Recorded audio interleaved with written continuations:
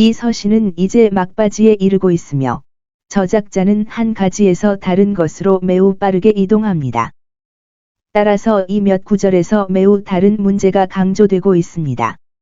맹세하는 죄는 주의해야 합니다. 그러나 무엇보다도 내 형제들아 맹세하지 말라 등등. 12절. 어떤 사람들은 이것을 너무 제한적으로 이해합니다. 마치 너희를 박해하는 자에게 맹세하지 말라 너를 비방하며 온갖 악한 말을 하되 그들이 내게 해를 입힌 것을 인하여 경노하여 맹세하게 하지 말라. 이 맹세는 의심할 여지 없이 여기에서 금지되어 있습니다. 그리고 이 죄를 지은 사람들이 그것에 대해 화를 내고 깨닫기도 전에 화를 낸다고 말하는 것은 변명의 여지가 없습니다. 그러나 사도의 경고는 이것뿐만 아니라 맹세의 다른 경우에도 적용됩니다. 어떤 사람들은 모든 것보다 먼저 프로펜토엔이라는 단어를 번역했습니다. 그래서 그들은 공동의 대화에서 그들이 말하는 모든 것 전에 맹세를 해서는 안 된다는 것이 이곳의 의미를 알았습니다. 모든 관습적인 불필요한 욕설은 의심할 여지 없이 금지되어 있으며 성경 전체에서 매우 심각한 죄로 정죄되어 있습니다. 불경한 맹세는 유대인들 사이에서 매우 관례였으며 이 서신은 일반적으로 흩어져 있는 12지파를 대상으로 하기 때문에 이전에 관찰된 바와 같이 믿지 않는 사람들에게 보낸 이 권고를 생각할 수 있습니다. 베드로가 그리스도의 제자라는 혐의를 받았을 때 저주와 맹세를 받았을 때 그 혐의를 부인할 것이기 때문에 맹세하는 것이 하나님의 자녀들의 반점 중 하나여야 한다고 생각하기는 어렵습니다. 예수의 제자가 아니요 맹세하기를 용납하지 아니하는 자로 잘 알려져 있느니라. 그러나 아마도 그리스도인이라고 불린 더 느슨한 부류의 사람들 중 일부는 여기에서 그들에게 부과된 다른 죄들 중에서도 이것에 대해서도 유죄일 수 있습니다. 그리스도인의 이름과 특권을 받을 자격이 있는 다른 모든 사람들보다 우월한 사람들 사이에서도 말년에 가장 수치스러운 일이 된 것은 죄입니다. 영국 교회에서 욕설을 하는 반대자가 있다는 소식을 듣는 것은 참으로 매우 드물지만 자신이 기성교회임을 자랑스러워하는 사람들 사이에서 이보다 더 흔한 것은 없습니다. 그리고 참으로 가장 지독한 맹세와 저주가 오늘날 모든 진지한 그리스도인의 귀와 마음에 상처를 입히고 있습니다. 여기서 제임스는 말한다. 그리고 참으로 가장 지독한 맹세와 저주가 오늘날 모든 진지한 그리스도인의 귀와 마음에 상처를 입히고 있습니다. 여기서 제임스는 말한다. 그리고 참으로 가장 지독한 맹세와 저주가 오늘날 모든 진지한 그리스도인의 귀와 마음에 상처를 입히고 있습니다. 여기서 제임스는 말한다. 무엇보다도 맹세하지 말라. 그러나 이것을 가장 작은 일에 신경 쓰고 일상적인 불경한 맹세만큼 아무것도 경시하지 않는 자가 얼마나 많은가? 그러나 무엇보다도 여기서 욕설이 금지된 이유는 무엇입니까?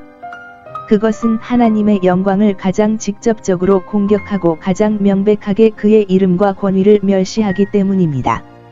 이 죄는 모든 죄 중에서 가장 작은 유혹을 받기 때문에 사람을 이 죄에 빠지게 할 수 있는 것은 이익이나 쾌락이나 명성이 아니요 오직 죄의 방탕함과 불필요하게 원한을 나타내는 것이니라. 하나님 주의 원수들이 주의 이름을 망령되이 일컫습니다. 이것은 사람들이 하나님의 적이라는 증거이지만 사람들은 자신을 하나님의 이름으로 부르는 척하거나 때때로 예배 행위에서 그를 칭찬할 수 있습니다. 일단 남자가 익숙해지면 가장 어려운 일이기 때문에 그러므로 무엇보다도 경계해야 합니다.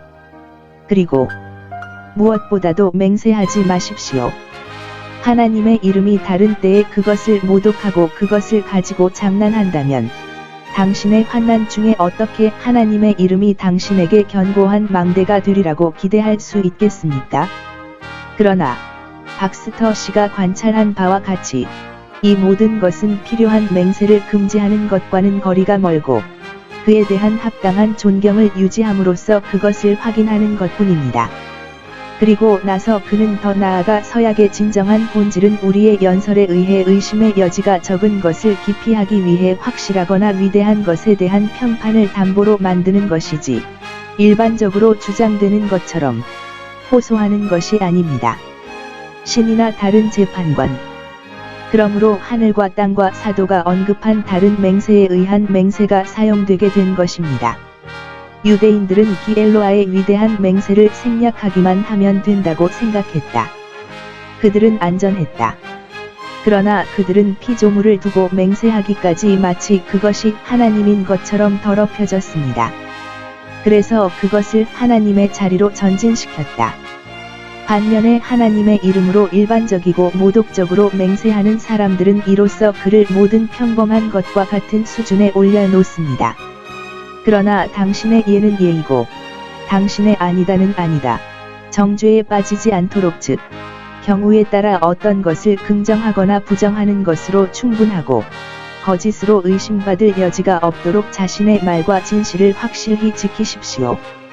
너희가 말한 것과 약속한 것을 경솔한 맹세로 지키는 것과 하나님의 이름을 욕되게 하여 스스로 옳다 하는 것과 사람을 맹세하게 하는 것은 거짓의 의심을 받는 일이 없으리라. 그리하면 내 말에 맹세할 필요가 없음을 알게 되리라. 이와 같이 내가 삼계명에 명시되어 있는 정죄를 피하리라. 여호와께서 자기의 것을 취하는 자를 죄 없다 하지 아니하시리라. 헛된 이름. 그리스도인으로서 우리는 섭리의 경륜의 시대 13절 에 적합하도록 가르침을 받습니다. 그가 기도하게 하십시오. 즐거운가요? 그가 시편을 부르게 하라. 이 세상에서 우리의 상태는 다양합니다. 그리고 우리의 지혜는 그 존재에 복종하고 번영과 고난 중에 우리처럼 행동하는 것입니다. 우리는 때로는 슬픔에, 때로는 환희에 빠져 있습니다. 하나님은 우리가 그분이 명하신 여러 의무를 더 잘 준수하고 우리의 열정과 애정에 대한 인상이 우리의 헌신에 도움이 될 수 있도록 이 둘을 다른 하나에 반대하도록 두셨습니다.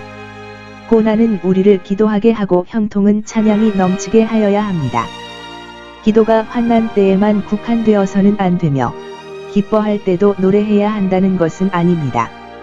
그러나 이러한 몇 가지 의무는 특별한 이점을 가지고 가장 행복한 목적으로 수행될 수 있습니다. 그런 계절에 환난의 날에 기도보다 더 적당한 것은 없습니다. 고통받는 사람은 자신을 위해 기도해야 할 뿐만 아니라 다른 사람들의 기도에도 참여해야 합니다. 고난의 시간은 기도의 시간이 되어야 합니다.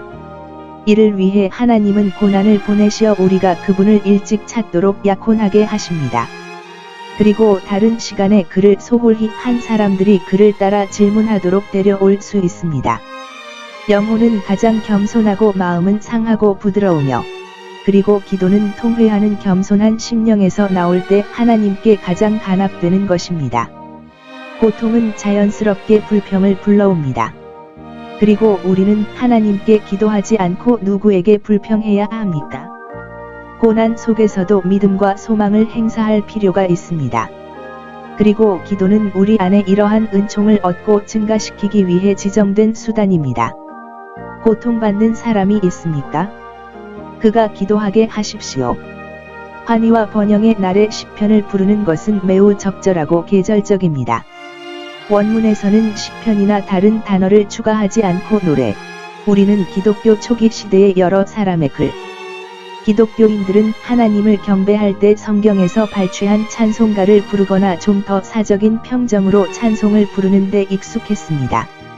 어떤 사람들은 바울이 골로새인들과 에베소인들에게 서로 말하라고 충고한 시편과 찬송가와 영적인 노래에서 서로 말하라고 권고한 것은 단지 성경의 구성만을 언급하고 다윗의 시는 히브리어로 구별된다고 생각합니다. 사도의 이들에 정확히 대답하는 날, 시편을 노래하는 것은 복음 의식이고 우리의 기쁨은 하나님께 봉헌된 거룩한 기쁨이어야 한다는 것을 우리가 확신할 수 있는 대로 그대로 두십시오. 노래는 여기를 향하고 있어 어떤 사람이 환희와 번영의 상황에 처한 경우, 비록 혼자라도 이 채널에서 자신의 환희를 돌려야 한다는 것을 보여줍니다. 거룩한 환희는 가족이 되고 은퇴가 되며 공공 집회가 됩니다.